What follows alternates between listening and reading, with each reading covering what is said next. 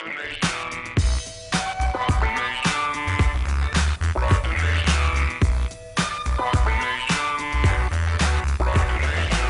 America Radio is proud to present a fact-based initiative, Mother Jones Radio.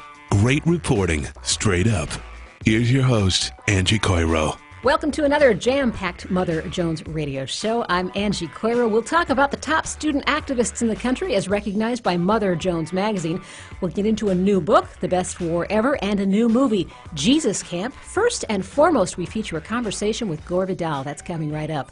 Mother Jones Radio is brought to you in part by Pax World Funds, socially and environmentally responsible mutual funds since 1971. On the web at paxworld.com. That's PAXworld.com. The organization World Can't Wait hopes that on October 5th, schools, businesses, maybe even whole cities will shut down as activists who are, shall we say, disenchanted with the Bush administration leave their workaday posts and hit the streets in protest. Participants will range from the anonymous man on the street to the very, very prominent. And we talk now to one of the latter. Writer and commentator Gore Vidal joins me on the line. Hi. How are you? I'm well. It's good to have you here. Let's acquaint our audience, for the few that may not know who you are. Your first novel was published in 1946. Your political activism dates back just about as far. You've run for the House. You've run for the Senate. You've never been shy with your opinions. You lived through Nixon, Reagan, and the first Bush. Now, from your perspective, with all that experience, how bad a fix are we in now as a democracy and as a country? Well, I think it feels terminal. I mean, the Republic has been got rid of. The Bill of Rights is being erased as we go along, and little Mr. Gonzalez is thinking up new totalitarian rights that the president as commander-in-chief can call upon, which are all unconstitutional. Mm-hmm. But we're lawless, and it's very difficult for those of us who are used to using law in changing politics to have an administration that pays no attention to the laws on wiretapping, the laws on arresting people and holding them without due process of law, without letting them get a lawyer, renditioning them to other countries to be tortured. And this is crazy. And it doesn't seem like any country. I spent 3 years in World War II.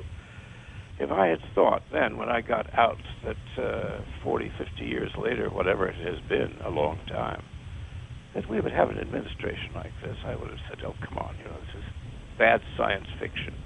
Well, it is bad science fiction, but we're trapped.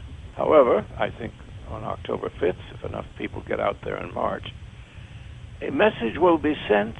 Who knows to what extent they are receivers, this administration.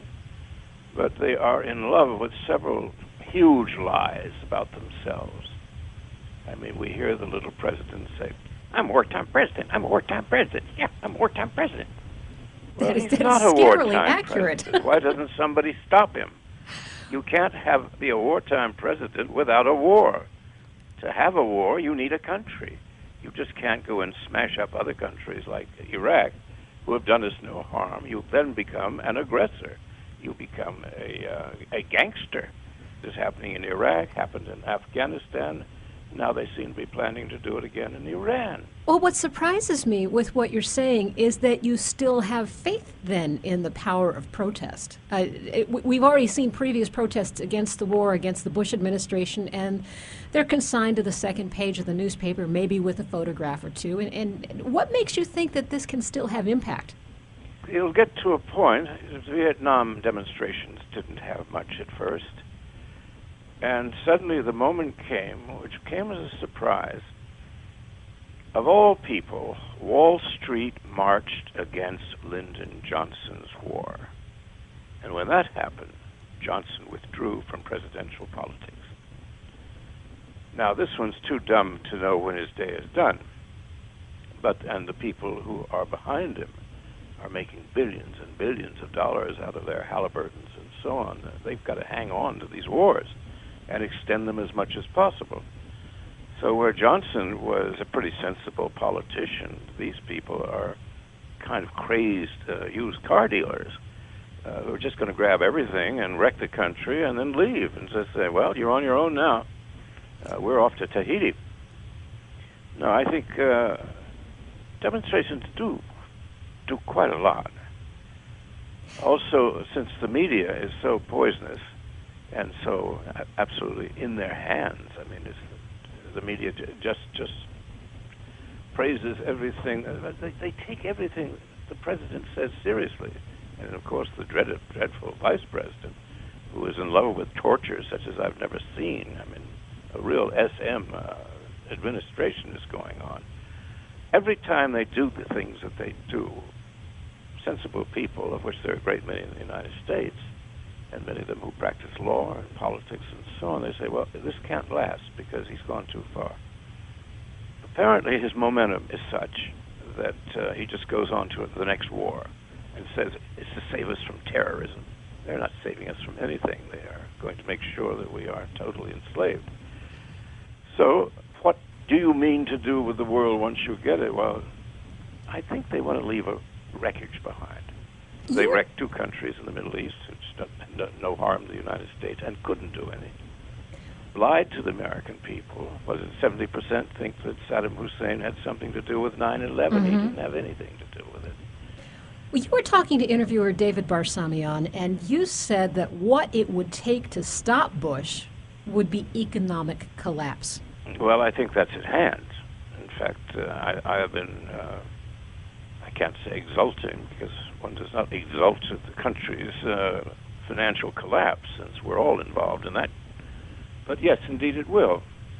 I noticed 2 days ago the New York Times, which generally admires the administration, finally reported, absolutely with a straight face and no giggles, one of the major generals of the chiefs of staff saying we didn't have the billions, many billions that are needed to continue to prosecute the wars we're already doing without forming a new army to take over Iran. Mm-hmm.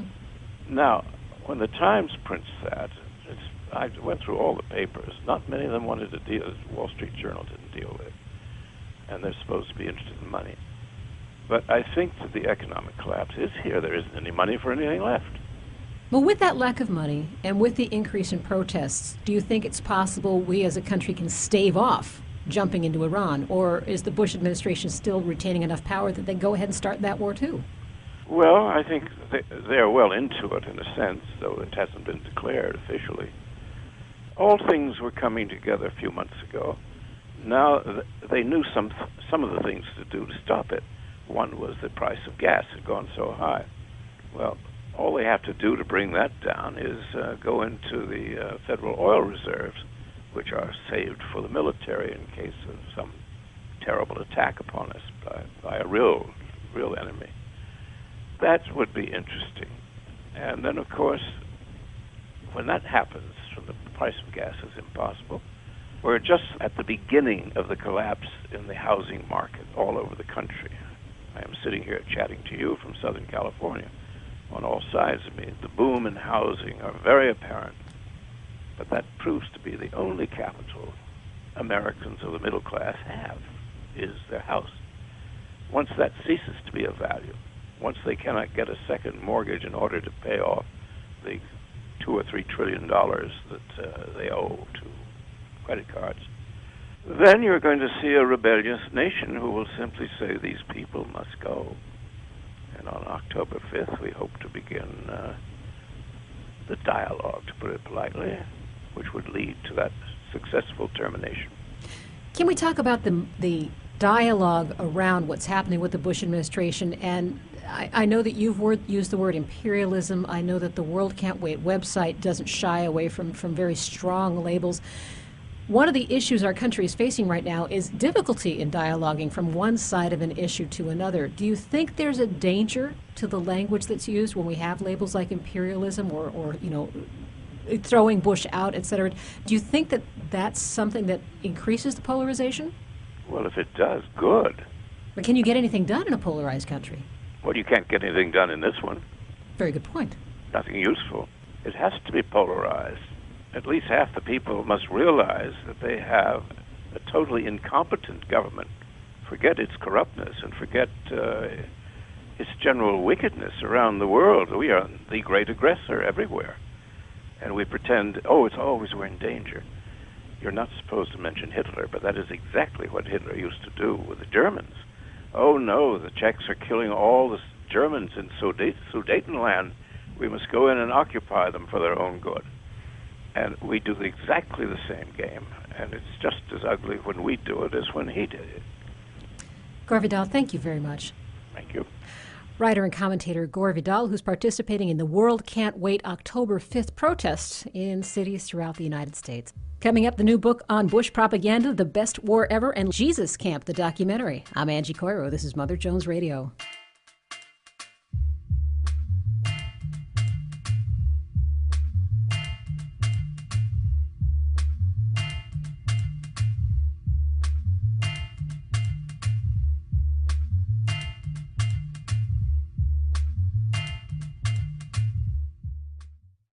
Bush. Now, from your perspective, with all that experience, how bad a fix are we in now as a democracy and as a country? Well, I think it feels terminal. I mean, the Republic has been got rid of. The Bill of Rights is being erased as we go along, and little Mr. Gonzalez is thinking up new... And we talk now to one of the latter. Writer and commentator Gore Vidal joins me on the line. Hi. How are you? I'm well. It's good to have you here. Let's acquaint our audience, for the few that may not know who you are. Your first novel was published in 1946. Your political activism dates back just about as far. You've run for the House. You've run for the Senate. You've never been shy with your opinions.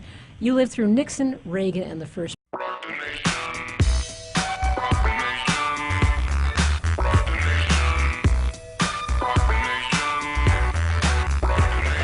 Air America Radio is proud to present a fact-based initiative, Mother Jones Radio. Great reporting, straight up. Here's your host, Angie Coiro. Welcome to another jam-packed Mother Jones Radio. PaxWorld.com. That's PAXWorld.com. The organization World Can't Wait hopes that on October 5th, schools, businesses, maybe even whole cities will shut down as activists who are, shall we say, disenchanted with the Bush administration leave their workaday posts and hit the streets in protest. Participants will range from the anonymous man on the street to the very, very proud. So I'm Angie Coiro. We'll talk about the top student activists in the country as recognized by Mother Jones magazine. We'll get into a new book, The Best War Ever, and a new movie, Jesus Camp. First and foremost, we feature a conversation with Gore Vidal. That's coming right up. Mother Jones Radio is brought to you in part by Pax World Funds, socially and environmentally responsible mutual funds since 1971. On the web at